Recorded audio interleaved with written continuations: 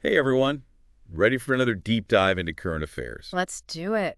Always exciting to see what's making headlines and how it connects to the UPSC syllabus. Exactly.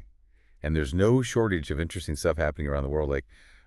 You might not expect a geology discovery in Alaska to Yeah. be relevant to your exam. Oh, but it is. But trust It me, is. a recent study found that 3 separate sites along Denali Fault were once a single feature millions of years ago. It's amazing how much the Earth's landscape has changed due to plate tectonics. Right. And the Denali Fault, kind of like the San Andreas Fault in California, is a prime example of that. So we've got earthquakes, fault lines, plate tectonics. Hmm. How does all this link back to the UPSC syllabus? Well, you need to understand these geological processes to really grasp how landforms are created, Oh, okay, I see. like mountain ranges, or even how natural resources are distributed. It's all connected.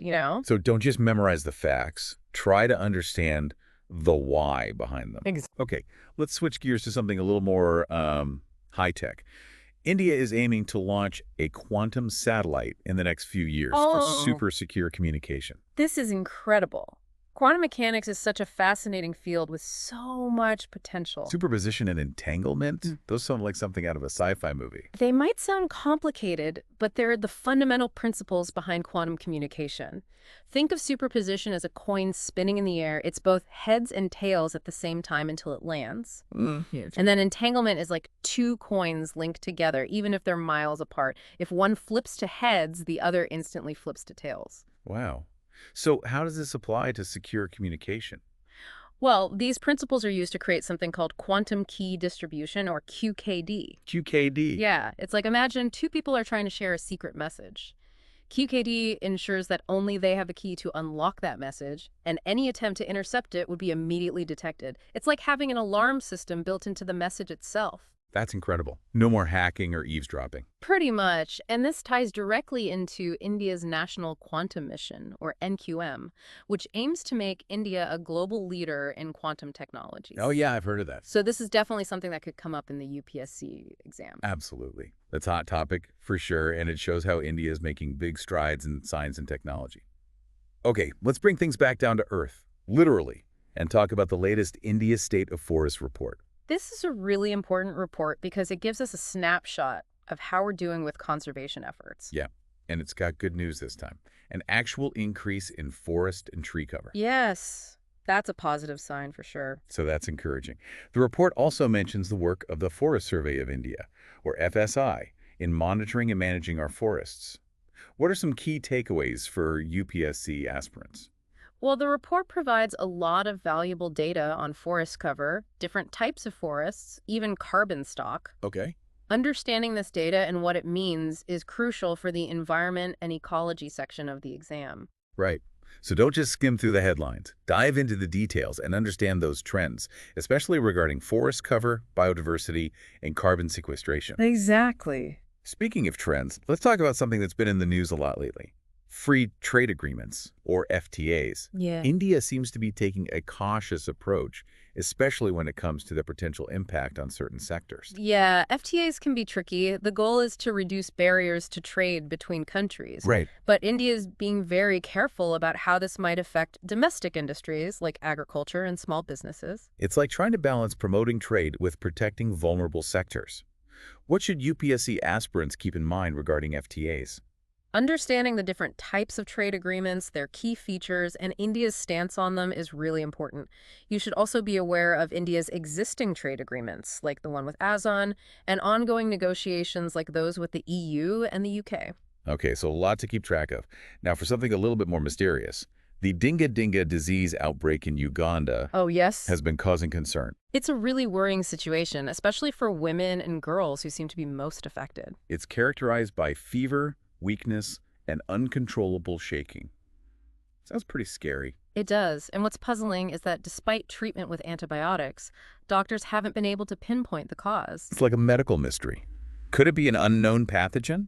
An environmental factor? We don't know yet, and this raises important questions about public health, how we study diseases, and even how effective our healthcare systems really are. A real-life reminder that health issues are global issues. Absolutely. Now let's shift gears to some positive news in the world of wildlife conservation. The Wildlife Institute of India in Dehradun has just opened a new facility focused on Pashmina certification and next-generation DNA sequencing, or NGS. NGS. That sounds like something out of a sci-fi movie. Break it down for us. Imagine mapping out the entire genetic code of a species really, really quickly and accurately. That's what NGS allows us to do. It's revolutionizing conservation efforts because it helps us understand genetic diversity, track disease outbreaks, and combat illegal wildlife trade. So what about the Pashmina Certification Center? Why is that important? Pashmina is a highly prized luxury fiber, as you know. This center will use NGS technology to verify the authenticity of Pashmina products, ensuring fair trade and protecting consumers from counterfeit goods. Okay, so NGS is playing a double role here, both protecting wildlife and safeguarding an important industry. That's pretty amazing. Now, before we wrap up this part of our deep dive, Okay. let's touch on the SMILE program, which has been making headlines lately. SMILE stands for Strengthening Multimodal and Integrated Logistics Ecosystem. Catchy name. It is. It's basically a big collaborative effort between India and the Asian Development Bank to really improve India's logistics sector. Logistics might not sound as exciting as quantum satellites or mysterious diseases, but it's a crucial aspect of economic growth, right? Oh, absolutely. SMILE aims to make India's supply chains more efficient, more sustainable by focusing on things like transportation, warehousing, and even eco-friendly practices. So it's all about making India a more competitive player in the global market. Precisely. So for our UPSC aspirants out there, understanding the goals, the players involved, and the potential impact of this program is key. Definitely. Okay, we've covered a lot of ground here. We'll be back in a moment with more insights, so don't go anywhere. And while you're waiting, why not hit that subscribe button and give us a like if you're finding this deep dive helpful? We'll be right back. And we're back, ready to dive into some more current affairs. Absolutely. We've still got a lot to unpack, from controversial medications to literary awards, and even some cool new construction tech. Where should we start? How about we tackle that hydroxychloroquine story? Remember HCQ? Oh yeah, it was all over the news at one point. Touted as a potential cure for COVID-19. Right, but then there was that controversial study, and it got retracted due to some serious ethical concerns. Yeah, it was a big deal. Highlighted the importance of good research and ethical practices, especially in medicine. Absolutely. And while HCQ is still used for malaria and some autoimmune diseases, its effectiveness against COVID-19 has been pretty much debunked. It really shows how scientific understanding is always evolving. We need to stay critical and look for reliable sources and evidence-based research, especially in today's world. Couldn't agree more. Okay, enough about medicine for now. Let's talk about something that's built to last. The Automated and Intelligent Machine-Aided Construction System, or AIMC. It's going to change how India builds highways. AIMC, that sounds super high-tech. It is. Imagine GPS-guided motor graders, intelligent compaction rollers, and real-time data sharing, all working together to build smoother, more durable roads. So fewer potholes. I'm all for that. Exactly. Increased efficiency, potentially lower costs, and better roads overall. This connects to those UPSC topics like infrastructure development, technological advancements in construction, and government initiatives. It all ties back to India's development goals. Okay, let's switch gears to something a little more on the artistic side. The Sahitya Akademi Awards were just announced. A celebration of India's rich and diverse literary talent. The awards recognize authors from 24 different Indian languages, including English. For our listeners wondering why this is relevant to the UPSC exam, what would you say? Understanding art and culture is a key part of the UPSC syllabus. The Sahitya Akademi Awards showcase important contemporary authors and their work, giving you insights into India's literary landscape. It's a good reminder that language and storytelling have power. They shape how we see the world, preserve cultures, and even spark social change. Precisely. Literature helps us understand society, its values, and the challenges we face. Now, before we move on, let's circle back to that dinga outbreak in Uganda, a sobering reminder of the challenges we face with emerging diseases in a globalized world. It really emphasizes the need for international cooperation, strong public health systems, and constant vigilance when it comes to new health threats. Exactly. This outbreak really highlights how interconnected global health issues are and the need for a coordinated global response, something that UPSC examiners are definitely going to be looking at. For sure. Okay, I think it's time for another quick break. Sounds good. We'll be back in a moment to wrap up this deep dive with some final thoughts and takeaways. Don't go anywhere. And if you're finding this deep dive helpful, Don't forget to hit that subscribe button and give us a like. We'll be right back. Welcome back to our final segment. We've explored some pretty fascinating and complex current events today, from geological discoveries to quantum tech, controversial medication, and even a mysterious disease outbreak. It's been quite the deep dive, but that's what makes the UPSC so interesting. It challenges you to connect the dots between seemingly unrelated topics, to think critically and understand the bigger picture. Absolutely. It's not about rote memorization. It's about analyzing, synthesizing, and applying your knowledge. So let's bring it all together with a final thought-provoking question. Of all the things we've discussed, what do you think will have the biggest impact on India's future? That's a tough one. There are so many potential game changers. India's ambition in quantum technology is definitely noteworthy. That quantum satellite project, aiming to launch in a few years, could revolutionize so many fields. It's a bold move, putting India at the forefront of this cutting-edge technology.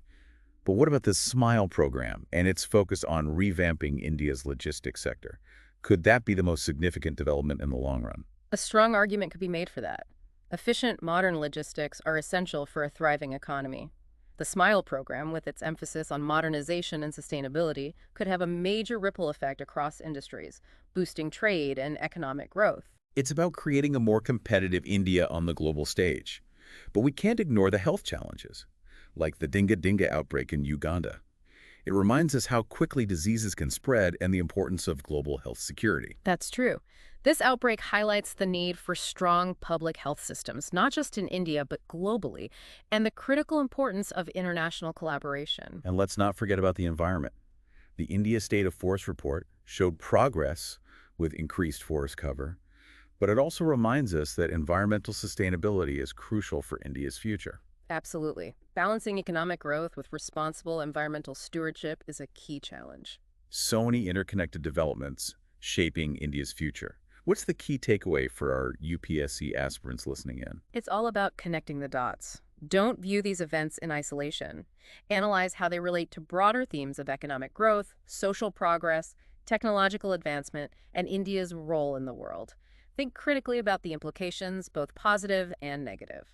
Engage with the news, ask questions, and use your insights to fuel your UPSC preparation. Remember, curiosity is your greatest asset. Never stop questioning, exploring, and seeking a deeper understanding of the world. That's great advice. And on that note, we wrap up our deep dive into today's current affairs. We hope you found this exploration insightful and helpful for your UPSC journey. If you enjoyed this episode, don't forget to subscribe to our channel and give us a like. We'll be back soon with more deep dives into the ever-evolving world of current affairs. Until then, happy studying.